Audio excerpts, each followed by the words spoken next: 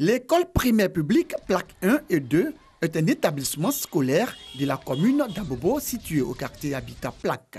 Entourée de ravins, cette école est devenue le théâtre des opérations des enfants en conflit avec la loi, communément appelée microbe. Chaque fois, ça leur prend la tête, ils viennent et puis bon, ils nous agressent, ils nous volent, ils nous arrachent tout ce que nous avons sur nous. Nous disons tous que l'école est un laboratoire, mais si le laboratoire même est infecté par des agresseurs, vous voyez, quelle éducation vous condamnez aux enfants? Toutefois que tu es au tableau, tu es obligé de monter la garde, vous voyez, c'est pas facile. Dans ce quartier de la commune d'Abobo, il ne se passe de jour sans qu'il y ait des bagarres rangées qui se déportent dans l'établissement primaire public du dit quartier, et ce, faute de clôture. Chaque jour, les jeunes gens, communément appelés microbes, opèrent dans le quartier. Donc vraiment, cela perturbe beaucoup les cours ici. Puisque tout le monde a accès à l'école. L'école est traversée de partout. Voilà, donc les gens passent jour et nuit, donc vraiment c'est difficile. La précarité de la sécurité trouble la quiétude des populations du quartier Habitat, et ce n'est pas Yvonne et Marie qui diront le contraire. Ces deux institutrices ont été la cible des agresseurs. Ils étaient à l'entrée de l'école et les enfants ont commencé à courir un peu partout dans la cour de l'école. Et c'est la panique. Ils nous ont dit, on vous donne 5 minutes pour sortir de l'école avec les enfants. Et dès qu'on est arrivé à l'entrée, ils nous ont pris en même temps. Quand je suis arrivé, ils ont pris le sac, ils sont allés fouiller. Ils n'ont rien vu, ils sont revenus, ils me disent déshabille-toi. J'avais porté une robe là, donc ils ont soulevé la robe. Ils ont fouillé, bon, il y avait mon portefeuille à l'intérieur de mon habit. Là. Donc ils ont pris le portefeuille. En tout cas, ils ont pris les bijoux que je portais. Ils avaient même voulu me poignarder. Je suis arrivée à 7h45. J'ai pris ma clé, j'ouvrais ma classe. Puis lui, il est venu, madame, donnez tout ce que vous avez. Donc l'autre a pris mon sac et il est parti avec. Le deuxième attendait mon portable. Il m'a fait coucher, moi aussi je ne donnais pas. Il était couché sur moi, il a gratté même son couteau. Et au moment où il voulait me piquer net, ça, le directeur est venu sortir sur nous et puis je lui ai mis le portable, il est parti avec. J'ai même tenu une réunion avec les parents d'élèves, avec la police pour parler, n'est-ce pas, de la situation de sécurité dans laquelle les collaborateurs travaillent. Ensuite, madame le directeur régional s'est rendu dans le groupe scolaire pour apporter sa compassion aux enseignants. Les dispositions ont été prises pour que la clôture soit faite d'ici la rentrée prochaine. Cette situation délétère prend de l'ampleur à Abidjan. Face à la situation sécuritaire qui devient de plus en plus inquiétante, le gouvernement a créé le Centre de coordination des opérations décisionnelles CCDO, une unité d'intervention mixte pour lutter contre le grand banditisme dans la capitale économique ivoirienne. Après la création de cette unité, plusieurs opérations ont également été menées pour assainir l'atmosphère sécuritaire ivoirienne. Il s'agit notamment des opérations Épervier 1, 2 et 3. La dernière opération a vu l'interpellation de 5 818 personnes, dont 248 ont fait l'objet de déferrements devant le parquet, parmi lesquels 10 grands dealers reconnus comme barons de la drogue. La destruction de 239 fumoirs et le démantèlement de 230 gares anarchiques. Après ces actions de grande envergure, des inquiétudes demeurent. À Fouenan, un village de la sous-préfecture de Fungbeso dans le département de Touba, région du Bafing, les femmes pour accoucher parcouraient plusieurs kilomètres, ce qui souvent occasionnait des tracas. Aujourd'hui, grâce au gouvernement, Fouenan a une maternité. 12 villages, y compris Fouenan, seront desservis pour une population d'environ 5000 âmes.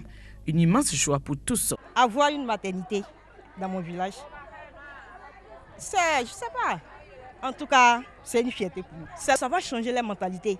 Ils vont plus venir à l'hôpital. Ce village a de la chance. Donc tout ce qui peut nous animer, c'est vraiment la joie et une vraie gratitude à l'égard de tous les donateurs. L'inauguration de cette infrastructure sociale de base, une occasion d'exhorter les agents de santé à mettre l'accent sur l'accueil et la communication et d'inviter les différentes populations à fréquenter cette structure sanitaire.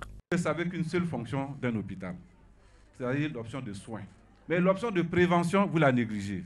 Donc je souhaite que vous allez au centre de santé, non seulement pour vous soigner, mais surtout pour avoir des conseils, pour éviter d'être malade. Je voulais vraiment dire à nos mamans de venir à la consultation prénatale. C'est pour cela qu'on a construit ce centre-là. et de venir accoucher ici. En plus de la maternité, Fouenan dispose désormais d'un château d'eau, mettant ainsi fin au calvaire des ménages pour avoir de l'eau potable. Le château d'eau est un don d'un fils du village.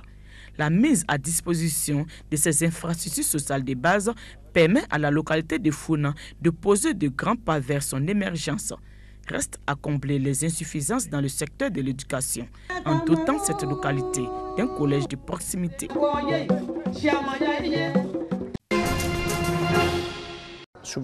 Ils sont arrivés en courant et ils ont lancé des cocktails Molotov à l'intérieur de la maison du peuple.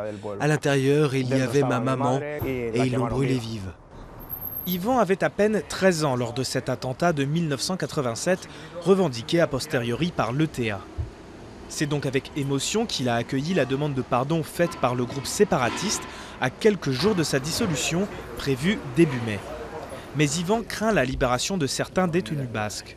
L'un des assassins de sa mère, déjà sorti de prison, vit près de chez lui. Je vais à la piscine et il nage dans la ligne d'à côté. J'y vais avec mon fils et mon fils joue dans la même piscine que son fils.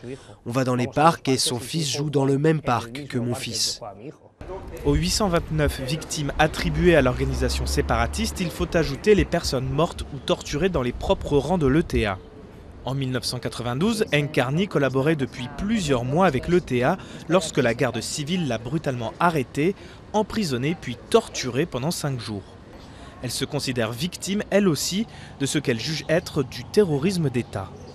J'espère me tromper, mais je ne pense pas que demain, ils demanderont pardon. J'espère vraiment que je me trompe et que demain, ils feront une annonce publique disant « On demande aussi pardon pour toutes les victimes de violences policières ». Après 4 décennies de violence, le travail de mémoire ne fait que commencer. Notamment avec l'ouverture du dialogue entre les différentes parties de ce conflit. Au sanctuaire de Loyola, où s'étaient déjà tenus des pourparlers en 2006, le père Manu Aroué prépare des ateliers de parole.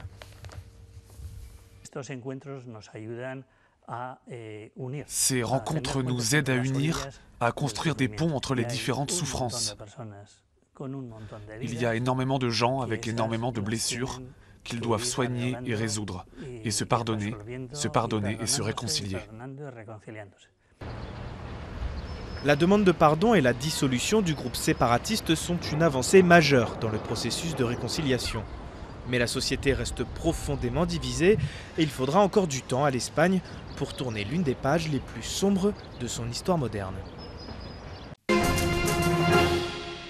Le 25 avril 1974, au Portugal, la station catholique Radio Renaissance diffuse une chanson de José Alfonso. C'est le signal d'un putsch contre la dictature instaurée par Salazar 48 ans plus tôt. Nous sommes à la fin des années 1950. Le Portugal, pays d'Europe occidentale, est à la traîne. Son président, le docteur Salazar, se montre excessivement prudent dans la gestion des dépenses publiques. Le pays se voit même contester sa souveraineté sur les derniers vestiges de son empire colonial en Afrique et en Asie. Pour le Portugal, à peine peuplé de 9 millions d'habitants, le maintien de l'ordre en Afrique devient une charge de plus en plus pesante et coûte jusqu'à 35% du budget national. Sur 800 000 hommes qui participent à la répression outre-mer, 8 000 y trouvent la mort. Le 28 septembre 1968, Marcelo Caetano, qui succède à Salazar, ébauche une ouverture politique.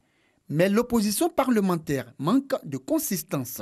C'est finalement de l'armée que viendra la révolte contre la dictature et la guerre outre-mer. Si la redoutable police, la PIDE, n'a pas craint d'ouvrir le feu sur la population, faisant 4 morts et 45 blessés, les jeunes capitaines du mouvement des forces armées, eux, n'ont pas tiré un seul coup de fusil. Une vendeuse de fleurs des Rocio, la grande avenue de Lisbonne, pour les féliciter, offre aux soldats les fleurs de saison, sa marchandise du jour, des œillets rouges. Le lendemain, le journal parisien Le Monde sort en première page. La révolution des œillets triomphe au Portugal. Un gouvernement provisoire se met en place le 15 mai avec à sa tête le général Spinola, président de la République. Il rétablit les libertés et nationalise les secteurs clés de l'économie. Des négociations sont ouvertes avec le mouvement indépendantiste des colonies. Celles-ci deviennent des États souverains. Guinée-Bissau en 1974, Angola, Mozambique, Cap-Vert et Saint-Thomas-et-Principe en 1975. Macao est un peu plus tard rendu à la Chine populaire. Timor-Est, sitôt évacué par les Portugais, est envahi par les Indonésiens. le Conseil de la Révolution du MFA, dominé par une majorité d'extrême gauche, tente un nouveau coup d'État le 25 novembre 1975. Il sera dissous. Une nouvelle constitution d'orientation sociale et démocratique voit le jour le 2 avril 1976 et les élections législatives du 25 avril suivant consacrent le triomphe de la démocratie parlementaire. Mais la situation politique, économique et sociale du pays ne se normalisera vraiment qu'avec l'entrée du Portugal dans l'Union européenne en 1986.